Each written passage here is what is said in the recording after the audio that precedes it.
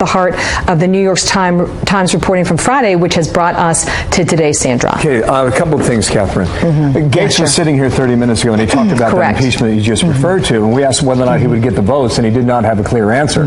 You can threaten impeachment proceedings, but whether or not you have enough support in the House to do it is another thing. Do they or did they have support? I don't want to speculate on where those numbers may go, but they got the votes they needed for this resolution against Rod Rosenstein. And there's a certain amount of sort of people feeling very deflated with the decision by the president to backtrack on the declassification of these records. But Congressman Gates said that was sort of another threat or big stick, if you will, that they were holding over this whole situation with Rosenstein. Now, Rosenstein's boss is Jeff Sessions, right? Correct. Okay, now, whether Rosenstein resigns or whether he's fired or whether his resignation is accepted, just put that on the back. This is breaking as we speak. Deputy Attorney General Rod Rosenstein is heading to the White House. Fox News says Rosenstein is expecting to be fired. He has not verbally resigned himself. Joining us now is Brit Hume, Fox News senior political analyst. Brit, this is obviously in a state of flux, but tell me, please, what are the political repercussions if indeed Rosenstein is out? Well, let's get one thing out of the way, Stuart, which is this. We keep hearing out of the mouths of many that Rosenstein's rebuttal or his answer to the claim that he was offered to wear a wire, suggested wearing a wire to the White House, was that it was not a joke, but it was a sarcastic rebuttal to suggestions from those around him, that, including apparently Andrew McCabe, that he was not being tough enough on the president. What do you want me to do? Wear a wire? That's how we understand, based on the reporting here at Fox News, what the response was. That by itself, if believed by the president, would not be grounds for termination, I wouldn't think. But that depends on what the president believes about this. I imagine Rosenstein will offer to resign, or at least make it clear he's ready to do it. But whether the president will accept it is another matter. And the thing we don't know, Stuart, is what is this 25th Amendment stuff that was apparently brooded about, and in what context, and by whom, and when? All Rosenstein said about that, Stuart, is that he doesn't now think that there's any basis for any 25th Amendment stuff.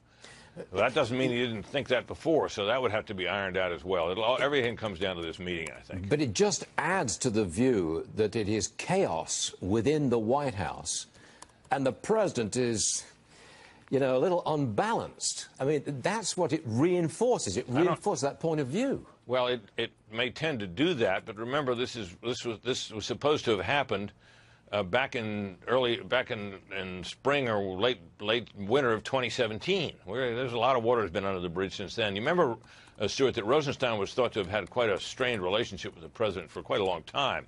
In recent months, however, we've been told, and it's been reported, that his relationship with Rosenstein is rather dramatically improved, and that the two men have established a good rapport and are getting along fine, and the president has been okay with him. Now, the president is so personally sensitive and thin-skinned that he may be outraged by the fact that there was ever any such discussion, and that may be enough for him, and he'll just say, go away. But if he does, it gets very complicated, because this is the guy that's overseeing the Mueller investigation, because the Attorney General is recused. The line of the chain of command at Justice goes through Attorney General, Deputy Attorney General, and then Solicitor General. Well, the Solicitor General is a Supreme Court advocate for the Justice Department. He's not really a manager of investigations. I suppose he could step into that role. They'd probably have to be somebody acting, because there'd be a good question whether they could get anybody confirmed in a timely manner. So this gets very complicated if Rosenstein goes. It certainly gets very ugly as well. And then there is another woman who has come forward with accusations against Judge Brett Kavanaugh. Deborah Ramirez says he exposed himself to her while at a party at Yale Law School. No corroborating witnesses have been found.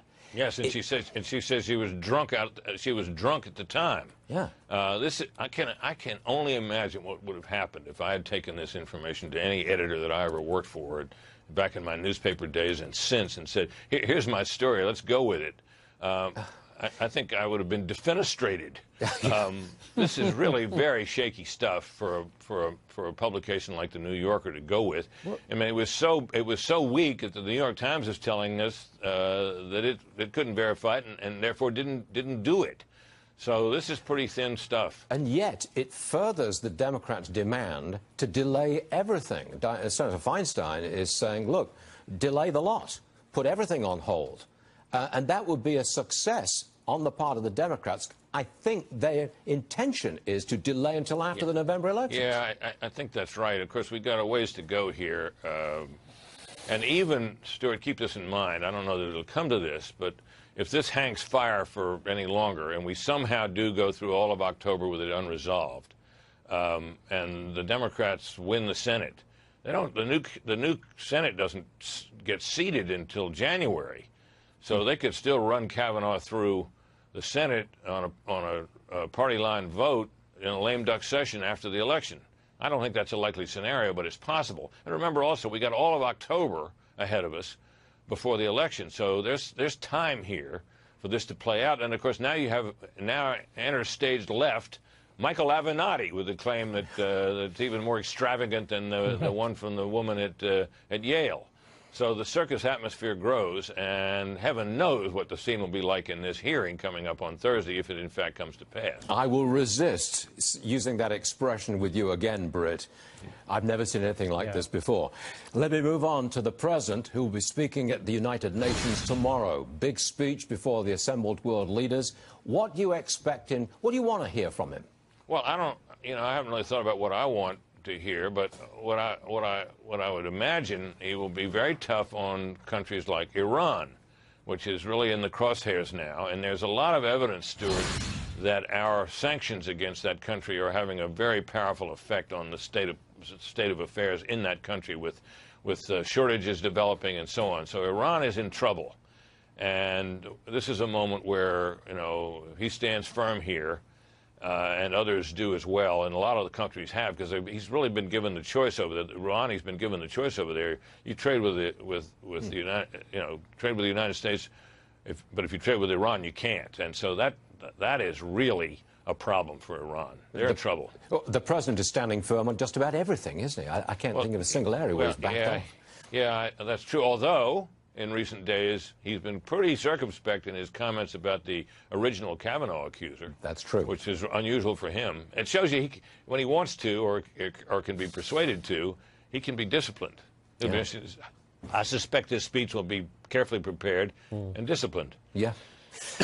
Okay, Britt, thanks very much for joining us. We really have never seen anything like this. That is a fact. That's a fact. Okay. Britt Hume right there. Thanks, everybody. Now, President Trump makes the big speech tomorrow morning, 10 o'clock Eastern Time. Follow it. Watch it right here on Varney and Company. Illegal immigrants in Portland getting free legal help to try and stay in the country. And it's all being done on your money, the taxpayer's dime. That's what's paying for it. Former acting ICE Director Thomas Homan on that one coming up. We're watching your money, of course. Look at this. We're down 150 points, near the low of the morning, but we're not exactly tumbling despite the news. We'll be back.